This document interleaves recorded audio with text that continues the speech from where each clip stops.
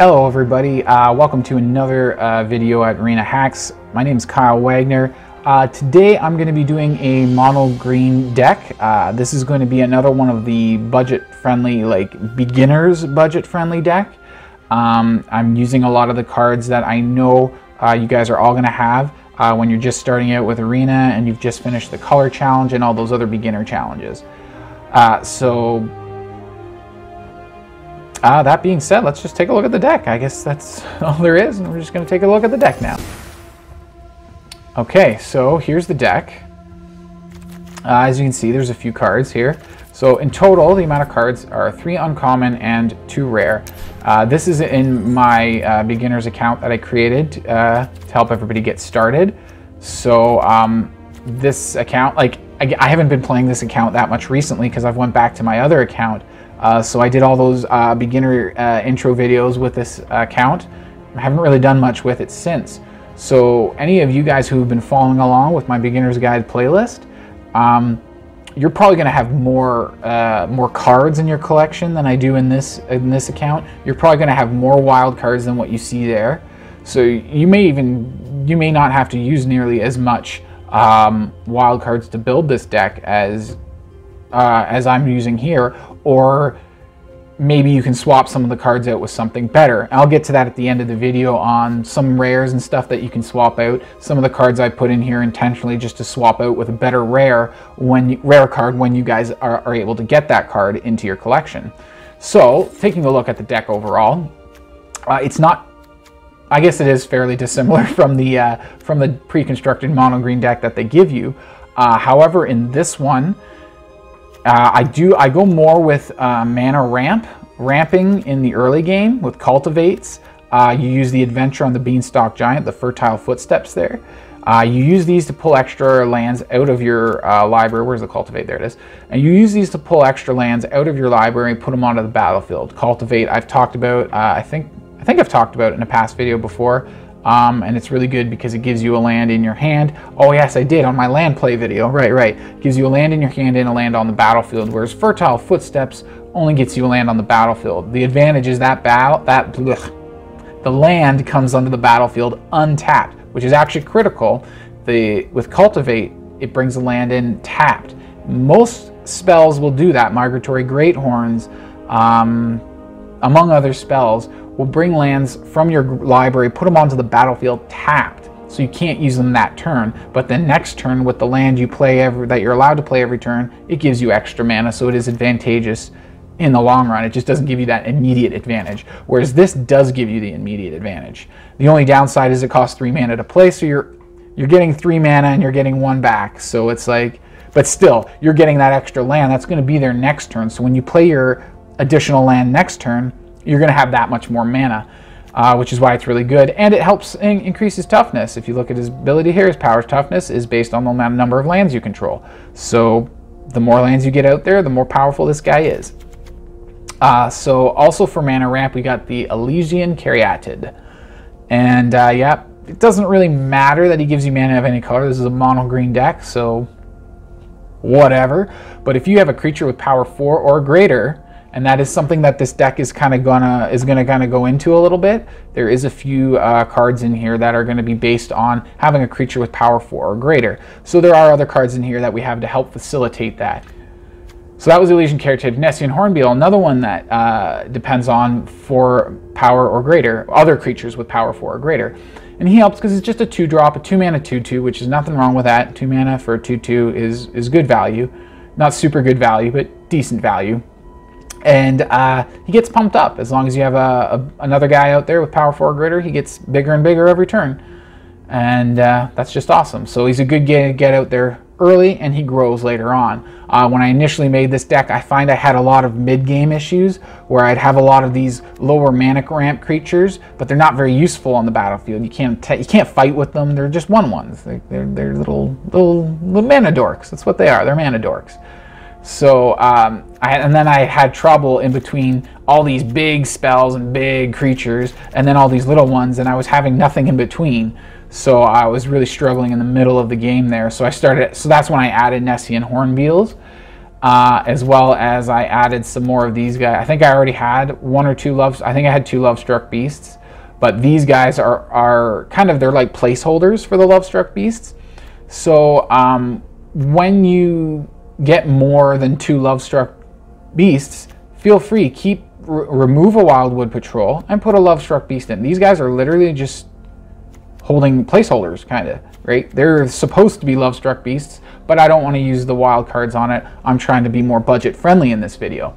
So that's what these guys are for. They will facilitate the power 4 or greater.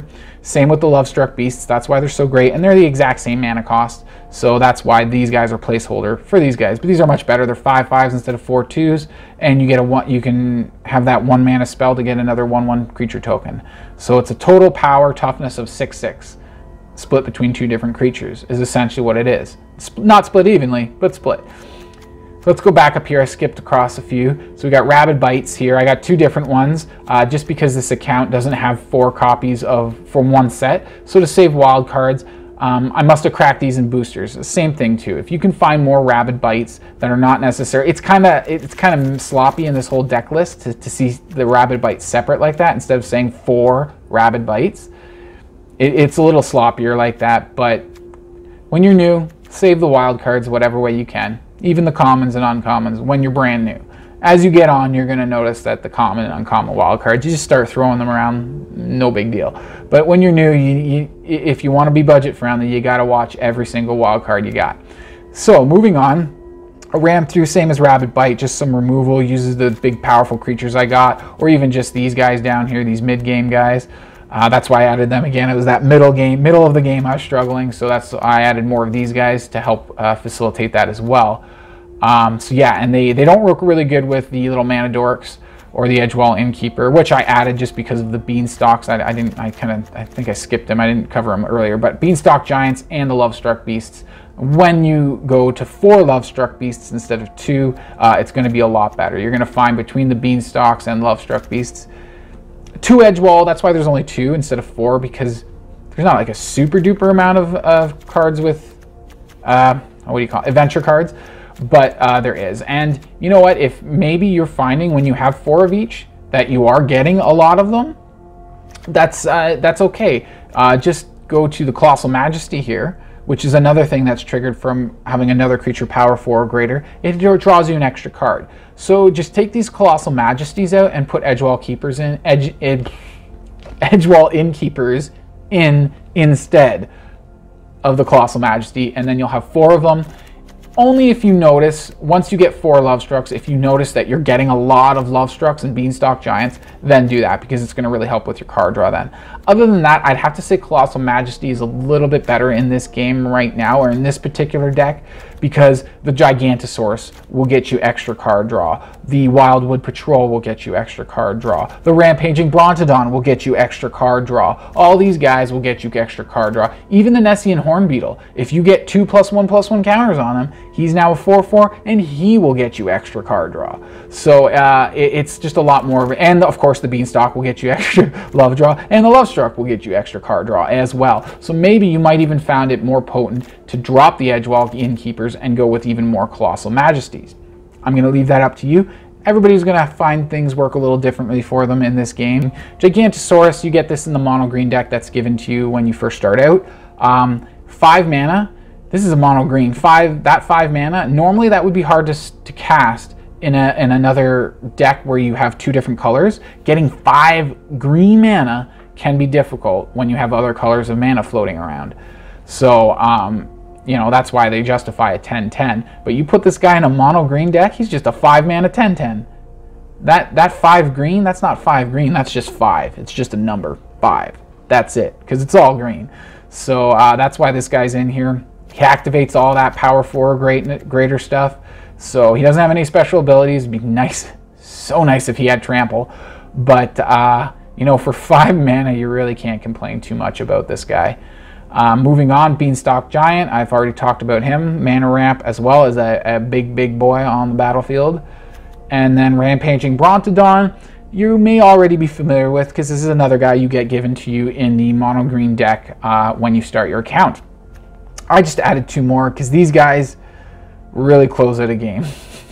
You might notice in some of the gameplay, I can't remember exactly if I held this guy back at all in what you're about to see, but yeah, like there's a few times in the game I'll hold him back and I'll play a Gigantosaurus or a Beanstalk Giant first before I play the Rampaging Brontodon, because they're so powerful and they just beat the snot out of your opponent so bad that you can't risk your opponent using some kind of removal on them, especially cheap removal, like a 2-mana pacifism, and now you can't attack or block with him. He's useless, right? He's a big old dummy on the battlefield.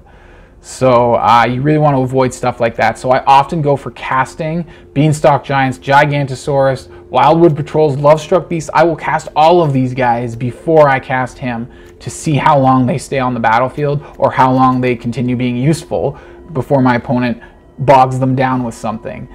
So that's what the Rampaging Brontodon is all about. And with all the mana ramp we have in here, we're fishing lands out of our library, getting lands out of our library all the time. So, and his attack is land-based, much like the power toughness of the Beanstalk Giant. Whenever he attacks, he basically gets temporary buffed for that amount, right? So basically, whatever his power and toughness is, that's the boost of power and toughness he gets whenever he attacks, plus a 7/7 on top of that, plus trample. So that trample is a big thing too. The fact that your opponent can't just throw a little 1/1 in front of it is devastating. So that's why there's 4 of them in here. Other than that, I think I'm just going to craft this deck. Dun da da da. There's all the new cards. Deck is now crafted. And I will show you guys some gameplay with this deck right here. Are you kidding me again? I have so many 1 and 2 drops in here. Well, not 1 drops, but 2 drops. Like, holy Christ. Finally. Something half decent without mulliganing 3 or 4 times. Wow. Wow.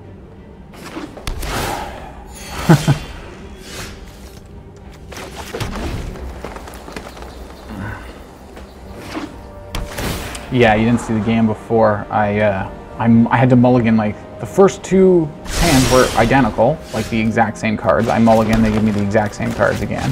So I mulliganed again. They mulliganed again, they gave me a different set of cards, except they were equally bad. Probably even worse of a starting hand. I don't know. So, yeah, that being said, I just didn't play. I mulliganed like 4 times, so it actually gave me not even a good starting hand, just a half-decent one. Well, I guess it was similar to this one. Bah! Oh, excuse me. Well, if I go this way, how many lands do I have left over? I can't see there in the background. Looks like 2. I see 2. So, which means I will be able to use this still. Yeah, alright. Go that way. Yeah, I have 3 available now, so I can use this to get rid of his Death Touch guy. Like so. And away we go. And just like that. Okay, some life gain now.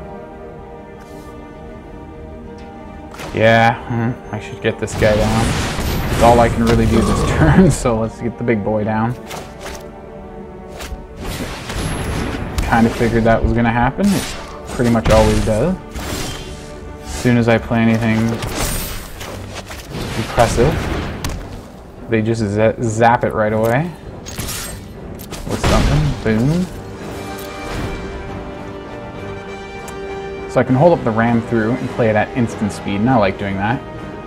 The Rabid Bites you have to play right away, because we don't have to play right away, but you have to play during your main phase because they're sorcery. If you look, that's a sorcery. And this is an instant, right? So, what's he got here? Enters the battlefield, mill 2 cards, then you may return a permanent card from your graveyard to your hand. Well, so he doesn't gain any life, let's get rid of that. That's why I do it at instant speed. I see what he plays, he taps out his mana, and then I destroy. He gets no life gain effect. He gets to do this thing, but that's about it. Let's hold that ramp through, get some extra card draw. Nice. Let's play this big boy now. Boom. And then we'll cultivate.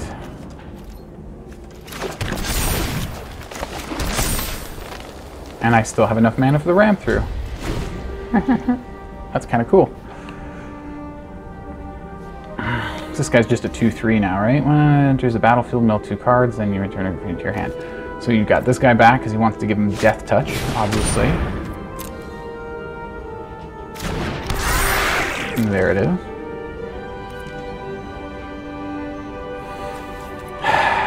Let's draw first. I have a lot of lands. Let's draw first. Wow. All right, let's thin the library then. Get those lands out of here so I don't keep drawing them all the time. Wow, unbelievable the clumpage I get in here. Anyways, let's go that way and we'll ram through the Death Touch guy. Let's see what he does. So he blocks it. Almost has to. He doesn't have to, but he almost has to. Should I play this guy? Yeah, I'm drawing 2 cards. Might as well. Technically, I should because I'm drawing 2 cards. There should be nothing wrong. But I'm going to get two more forests, or another cultivate and another forest, or something stupid like that. I could use more removal, depending on what he's pulling that stupid boot nipper back again, isn't he? He's bound to determine. Okay, it was like, you better not be another freaking land. I'm gonna lose my mind. Wow. Alright, well he's tapped out. I can attack with these 2 guys. So let's pump up my Beanstalk Giants first. Because Beanstalk Giants are equal to the lands. So by getting more lands on the battlefield, I pump up my Beanstalk Giants. Like so.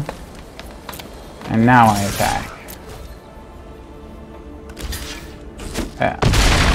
Now he knows why I was playing all those pre-combat. I was doing it pre-combat because my Beanstalk went from an 11-11 to a 14-14. Still, this seems like a lot. All these Beanstalk Giants. Where's my Rampaging Brontodon? Where's my other things? Like, it's just so much of the same thing. And unless he has, yeah, he doesn't have anything else to block with. Yeah. Alright. Next. Still. There's definitely something going on with their shuffling. The fact that I didn't see a single Rampaging Brontodon. I didn't see a single... well, this is the first Nessian Hornbeetle. Just so many... All my tall cultivates. Yeah. It's just... This game was all ram-throughs, cultivates, and Beanstalk Giants. There's definitely something... Like, this has been going on since Wednesday. I'm recording this on Monday. Not sure what the date is. Just January 11th? 10th or 11th, it's somewhere around there, Monday. And yeah, since Wednesday this kind of crap's been going on. But anyways, on to the next.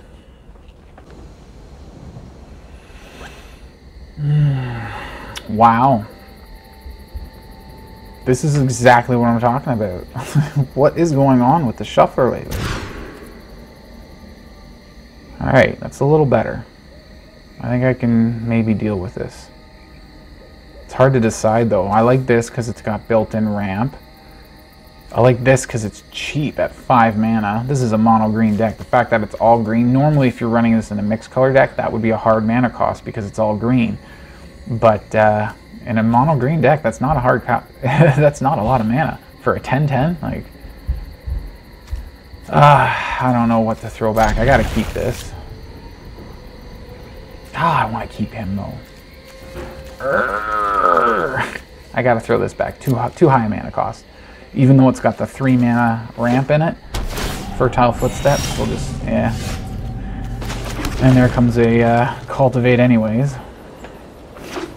Next turn, I think Nessian Hornbeetle. And then he's probably going to blow it up with something. No? Okay, maybe not. I thought he would have had some spot removal. We just have to do. That's not good. Oh, creature token. Whenever a creature you control dies, yeah, drain a game. Great. I get an edge wall and none of my... I put these edge walls in because I keep seeing all my Beanstalk Giants and Lovestruck Beasts all the time. Now I get my edge wall and not a... yeah. Nothing else. Ugh.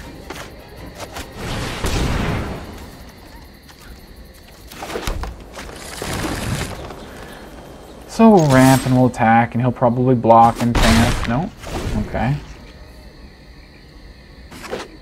That's weird. He lost 2 life. He could have blocked it, gained a life, and drained me of a life. Instead of losing 2 life, he would have lost his token. But yeah, like he would have had so much more to go with it still. I don't know. I feel like that was kind of strange.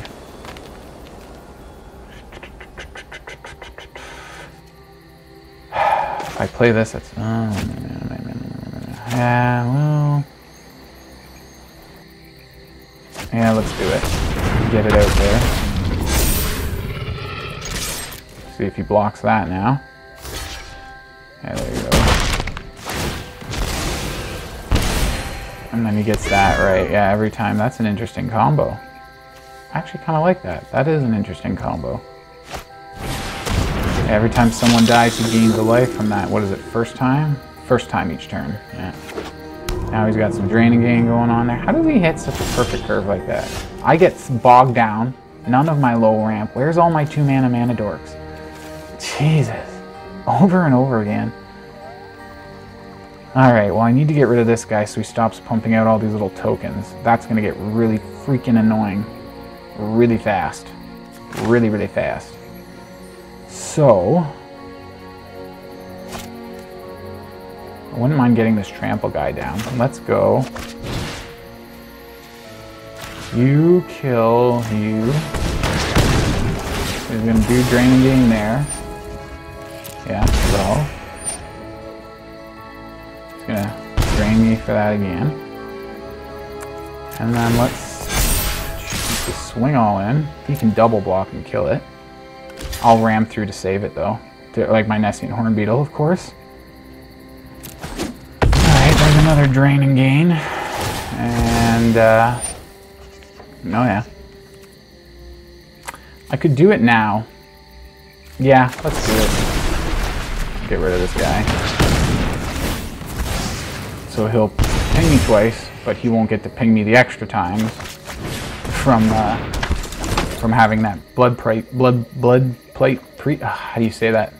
Marauding Blight Priest. Marauding Blight Priest. That's what I'm trying to say. I was like, thank God I have another ram through to take care of that guy now. Can I do 20 damage? No, I can't, can I? If I had trample, I could. Oh yeah, I so could. Oh, that's shitty. Oh man. And where's all my freaking adventures? I got this Edgewall Innkeeper and not a single freaking adventure card to get any card draws. Let's go that way. Let's take him out.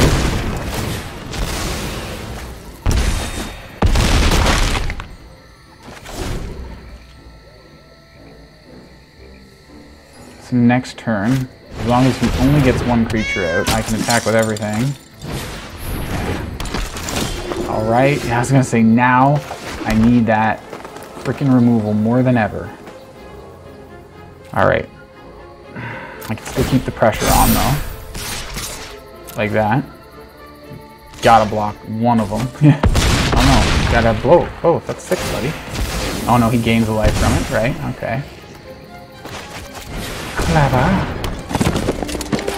He's gonna attack me, gain a couple life when he attacks me with that.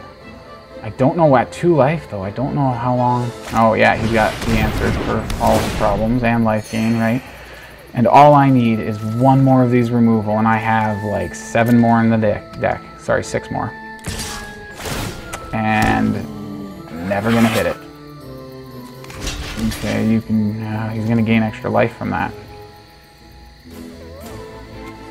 He's gonna gain 2 life regardless. which will put him up to 8. Unless he gains more life, he's screwed. No, so I just go like this. That's everything. Boom.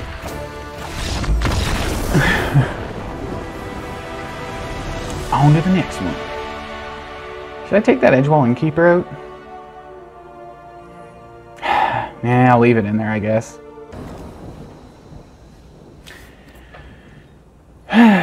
Yeah, no, that's a pretty bad starting hand. I can't count on drawing something to go with the Nessian Hornbeetles. Because I need something with power 4 or greater for these guys to be all that. I could try keeping this, casting that second turn and praying.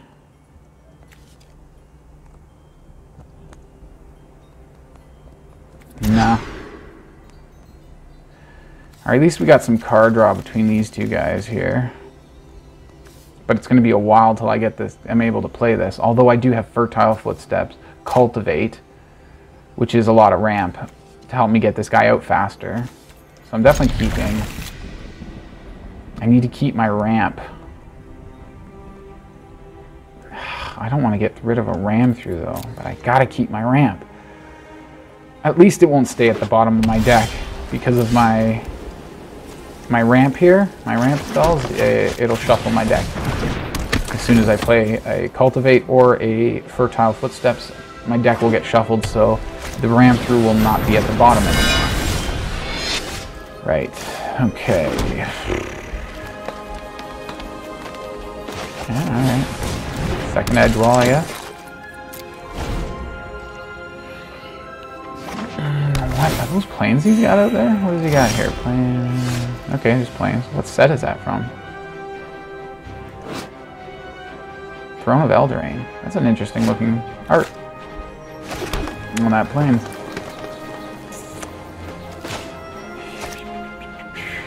What to do, what to do, what to do. Have I played a land this turn? I have. So let's go this way. And no attack. I'm building up to something, he's building up to something. Although I honestly think I'm getting kind of screwed again for card draw. And he's getting his good stuff. That is a very good card. He's going to start playing enchantments like crazy, and he's going to kick my butt. I can see that happening now. And there's literally nothing I can do about it.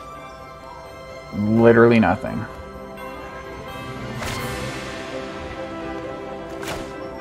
Yeah, I can't kill him. Can't kill him yet. He's going to get +1/+1 counters, yeah? Like, I just don't have enough power to kill him yet. And then by the time I do, I can use this ram throw on my Nessian Hornbeetle or whatever. He's going to have a +1/+1 counter, and it's going to be no good. It's weird, these last 6 days, it's like, when I lose, the game is... Look at this. Come on, I didn't get nearly it. Like, I had to mulligan, and then I got an equally crappy hand. Like, come on. Unacceptable. Yeah, I have to play this, because I can't... Oh, I can actually get some card draw out of that. I forgot about that. That's pretty cool. I still can't play the ram through yet. I don't have the mana. Oh, man. Yeah. Oh, of course. I'm not even... Not with the card. Nope. Not with this card. Not even putting up with that. Not with the way I've been getting screwed over. This is what I mean. It's like these last 6 days. It's like when you lose, you just lose it. Like, just, it's humiliating. You just can't do anything. Like, look at this. So, yeah, he's going to get a token. This guy's going to get pumped up. Like, and draw a card. Like, look at the absolute perfection. He's down to 3 cards, but look at what he's got on the battlefield. It's mwah, everything to answer what I have. I can't do anything. He's going to put this guy in the Banishing Light. What am I going to do next turn? I guess I could ram through his Archon here, and then ram, this guy will be 4 and ram through him, because, no, he'll be gone. Yeah, he'll be gone. All I'll have is 3. And 3, he'll get a +1. Like, this is what I mean. Like, it's literally, the game is set up so specifically that I literally cannot kill any of these guys until it's too late. I'm able to kill them, but only once he's gotten to them so strong that I can't kill them. So I can't kill them anyways, right? Like, this is what I mean. When you lose, the game is so perfectly orchestrated that you literally can't do anything. No matter what you do, everything you play blows up in your face. This is the way the last 6 days have been going. So, I don't know. I'm pretty happy with the way this deck is doing so far today. Well, let's play another game and see how it goes. Hey, look, it's decent-ish. I wish there was more mana ramp, but like I wish this guy would switch with mana ramp. I should probably switch this Edgewall Innkeeper back to, it was this little elf. Same mana cost as this guy, and he gives you 1 green mana. You can tap for a green mana, so I'm definitely keeping this because it's not totally horrendous. But since it's not completely perfect either, I bet that means the opponent's going to win this game. Like I said, the last 6... Oh, also the last game I was complaining about when you lose, it's just humiliating.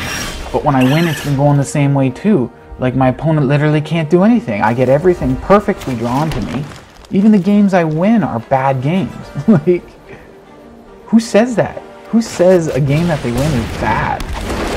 But I've had bad games where, like, I win games. Bad game. And they're no fun because my opponent can't do anything. He's literally getting screwed over for card draw. I'm getting everything perfectly handed to me. And it's just like, what is this? Like, what's going on? Like, I don't get this. Yeah, this is pretty terrible too. Drawing the same thing over and over again, so all I have is 1/1. And that's it. So far, it was a decent starting and not a great one, but my card draw has been horrible so far this game. Just horrendous. Jesus Christ, are you kidding me? And it continues. It continues. Wow. At least he can't attack with this guy yet until he plays a 4/4 right now, which he probably will. Knowing my luck and the way this game is going so far, yeah, of course he's gonna have everything he needs. Finally! Get sakes. Long enough, took long enough to get that third, and that's gonna punish me the game right there. Hands down.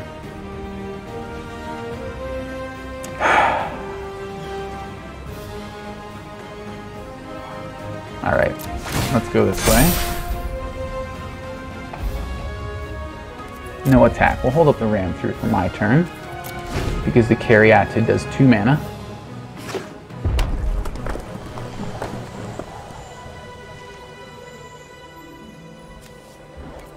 So, oh, I should have played it now so we couldn't attack with this.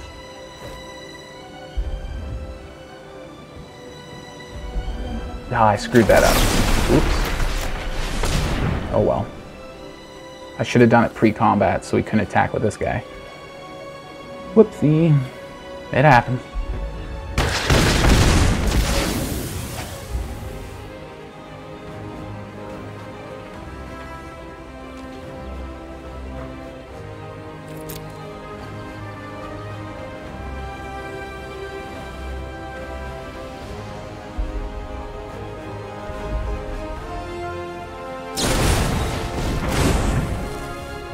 Okay, understandable. Oh man, he's milking it.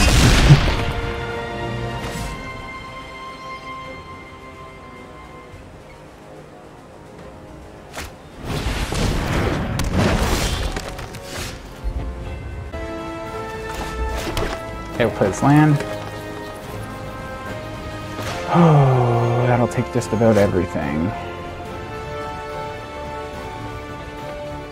Or should I just attack? Let's just attack.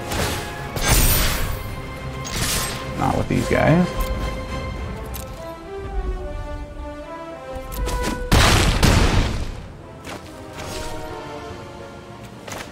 I'm worried about playing this though. Well, he's only got 1 card in hand. And a Rimrock Knight in exile, so let's play it, see what we can do. See how long he stays on the board. Okay, there's the Rimrock. There's that guy.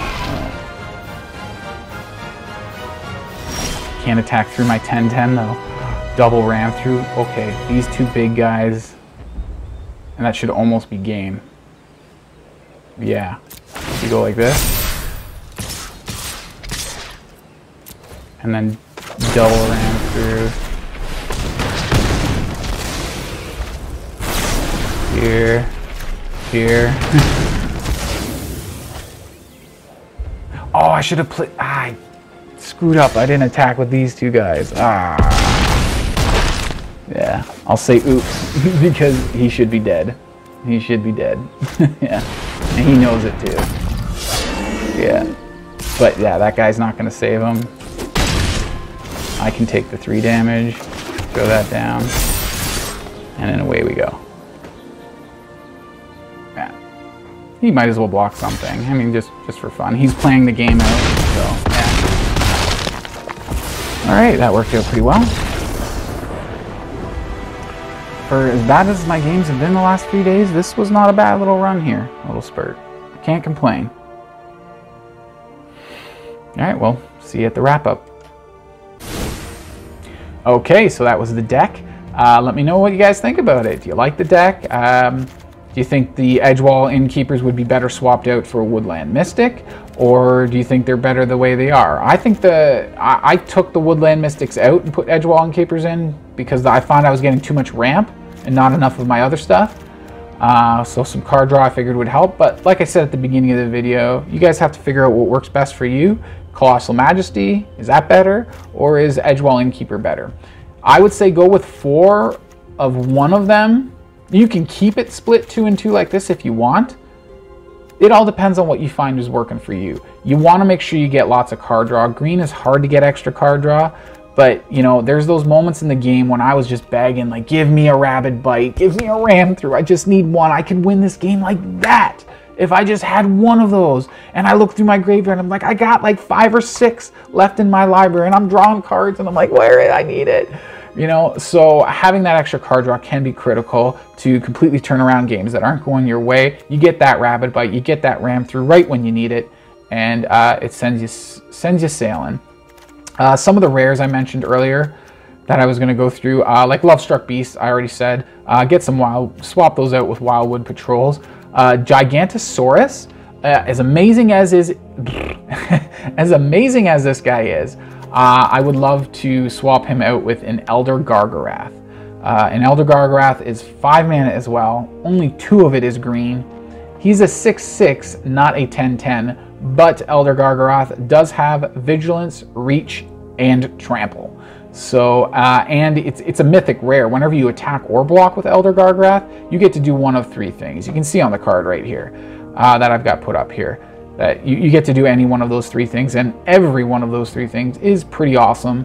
And the fact that you get to pick which one in that moment, whatever one you need more creatures, you create the beast. You need more cards, you draw the card draw. You need to gain life, you gain life. I think that's the 3rd one. I can't actually see the card in front of me right now, but I'm pretty sure it's gain life, create a beast token, or draw a card. Pretty sure those are the 3 options you get. But either way, really awesome. You can substitute those for the Gigantosaurus. It'll be just as easy to cast because it's still 5 mana. It won't be as big as potent, but 6/6 is still a big bad boy on the battlefield for you to have, especially Trample, Vigilance, and Haste. You might even want to, if you can collect them, they are mythic rares, but if you can get 4 Elder Gargaraths, I would say take out 2 of the Rampaging Brontodons and go 4 Gargaraths. Yeah, 4 Gargaraths, 2 Brontodons, 4 Beanstalks. The reason why you're swapping the Brontodons instead of the Beanstalks is because they have that Fertile Footsteps, mana ramp. And then you still have 2 Rampaging Brontodons left. With all that extra card draw from the Gargarath that you could be getting, you're going to hit your Brontodons earlier. You're going to hit everything you need earlier, because that's just more card draw with that Elder Gargarath. If you need it. If you need the beast, or you need another beast token, or you need more life, you can use them for that too. Really awesome creature that way. I think that's about it. I don't know what other rares. I already mentioned the Wildwood Patrol. You substitute for Lovestruck Beasts. They're awesome. They give you a first turn 1/1 and a third turn 5/5. Can't go wrong, right? You play a little Mana Dork in between, or an Edgewall Innkeeper in between. Now you've got a second 1/1. One of them can die and you can still attack with them. So a lot of good stuff there. Let me know what you think of the deck. Someone in my comments did ask me to do a budget mono green. So this is what I came up with. It took a lot of playing around because, like I said, the last few days I've been having a lot of bad luck on Arena lately. So At least that's what I'm going to say it is. I'm going to say it's bad luck. But let me know what you think. What do you think of this video? What do you think of the deck? Do you like the deck? Do you like mono green? I like mono green. Some of the games when this deck gets working well, it's just such a royal beatdown, and it's so fun. But yeah, let me know if you like, and if you do like the video, make sure you hit that like button, share, and subscribe to the channel if you haven't subscribed already. There is something right up there in the corner to subscribe, and check out one of these other things, whether you think YouTube will, or what YouTube thinks you will like, and then if you're a beginner, check out that beginner's guide, like I mentioned earlier. So that being said, have a great day, everybody, and I will see you at the next video. Cheers.